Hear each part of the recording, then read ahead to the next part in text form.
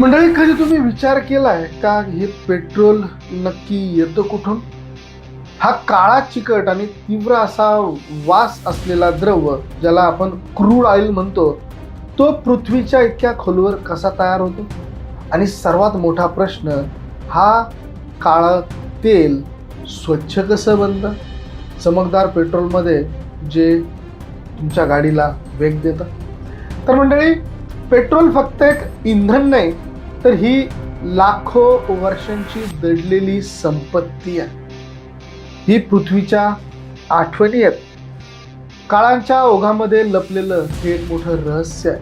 कल्पना करा की तुमच्या हातात पेट्रोलचा एक छोटासा थेंब आहे. दिसायला साधा आहे, हलका आहे, पण त्या थेंबात कैद आहेत करोडो वर्षापूर्वी समुद्रात पोहणाऱ्या सूक्ष्म जीवांची कहाणी.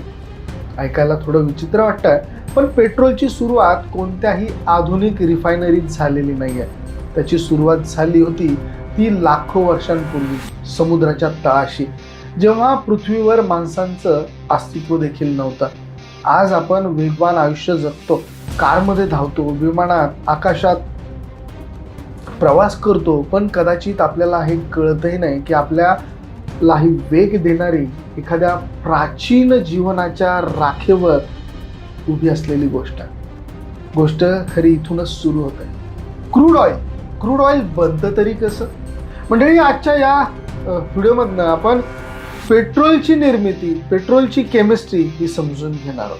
आपण त्या तत्वज्ञानालाही स्पर्श करणार आहोत, जे सांगतं की ऊर्जा कधीच निर्माण होत नसते, ती फक्त रूप बदलते. आणि पेट्रोल म्हणजे त्या ऊर्जेचं एक स्वरूप आहे, जे पृथ्वीने स्वतःच्या गर्भात करोडो वर्षांपूर्वी तयार केला आहे. कल्पना करा की एका बाजूला पृथ्वीच्या आतला अंधार, जिथे उष्णता, दबाव आणि वेळ या सगळ्या गोष्टी मिळून काही महान तयार करत असतं, आणि दुसऱ्या बाजूला आहे ती आधुनिक जग, जिथे आपण ऊर्जेला वेग, आराम आणि प्रगतीमध्ये बदलतो. चला तर मग आज त्या पानांवर जाऊया, जिथे माणूस हा कधी काळी फक्त सूक्ष्म कणांमध्ये होता. तर अथांग असा निळा समुद्र, ज्यात जीवनाची पहिली सुरुवात झाली. मंडळी, कोट्यावधी वर्षापूर्वी समुद्राच्या गाभाऱ्यात अतिशय सूक्ष्म जीव राहत होते.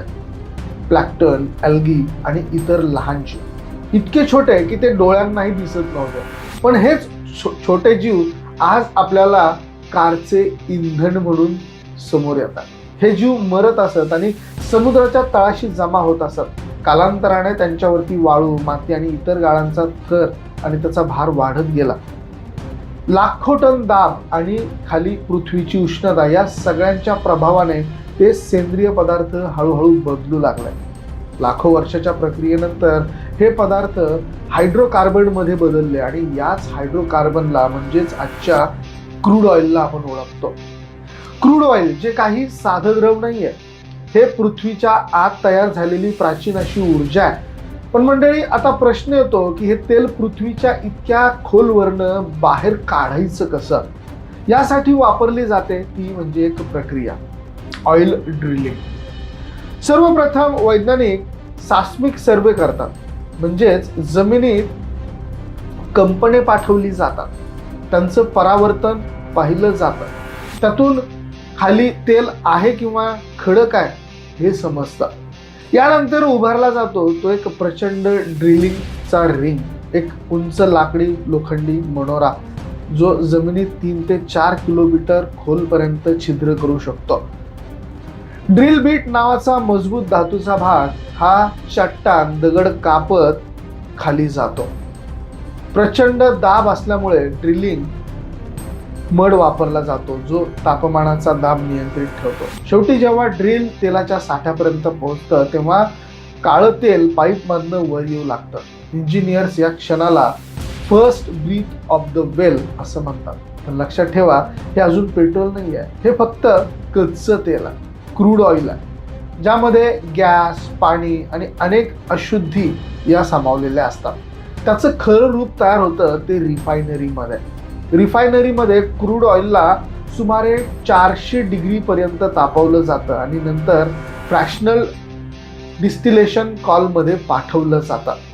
या उंच टॉवरमध्ये वेगवेगळ्या तापमानांवर वेगवेगळे पदार्थ ठेवलेले असतात. हे वेगळे होतात. सर्वात वरचा थर हा LPGचा, त्या खालचा पेट्रोलचा आणि नंतर naphtha, kerosene, jet fuel, diesel असे थर हे वेगवेगळे होतात. आणि सर्वात खालचा थर हा ल्युब्रिकेंट किंवा ज्याला आपण डांबर म्हणतो असा असतो. यानंतर क्रॅकिंग ह्या प्रक्रियेत मोठ्या हायड्रोकार्बन साखळ्या तोडून हलके इंधन तयार केलं जातं. मंडळी, रिफायनरिंग नंतर पेट्रोल मोठ्या अशा टाक्यांमध्ये साठवलं जातं आणि मग त्याची यात्रा सुरू होते पेट्रोल पंपाकडे. सर्वप्रथम ते लांब पाईपलाईन मधनं डेपोपर्यंत पाठवलं जातं. नंतर मोठ्या टँकरद्वारे पेट्रोल हे पंपांपर्यंत पोहोचतं. पेट्रोल पंपांवरती ते जमिनीखाली टाक्यांमध्ये साठवलं जातं आणि तिथून तुमच्या गाडीच्या टँकपर्यंत ते पोहोचतं. तुमच्या इंजिनला ते ऊर्जा देतं आणि तुम्ही गती पकडता. पण पेट्रोलची कथा या ठिकाणी संपत नाही. मंडळी, आज जग बदलत आहे. इलेक्ट्रिक वाहनं, सोलार आणि विंड एनर्जी यांची मोठ्या प्रमाणात वाढ झाली आहे. त्यामुळे प्रश्न उभा राहतो, तो पेट्रोल संपणार आहे का? तर वैज्ञानिक म्हणतात कधीतरी हे होऊ शकतं, पण अजून तर सध्या तरी नाही. कारण आजही ट्रान्सपोर्ट, विमान आणि उद्योग क्षेत्रात पेट्रोलची प्रचंड मोठी ताकद आहे. भविष्य कदाचित मल्टी एनर्जी वर्ल्डचं असेल, जिथे पेट्रोल आणि वीज दोन्ही एकत्र वापरले जाऊ शकतात.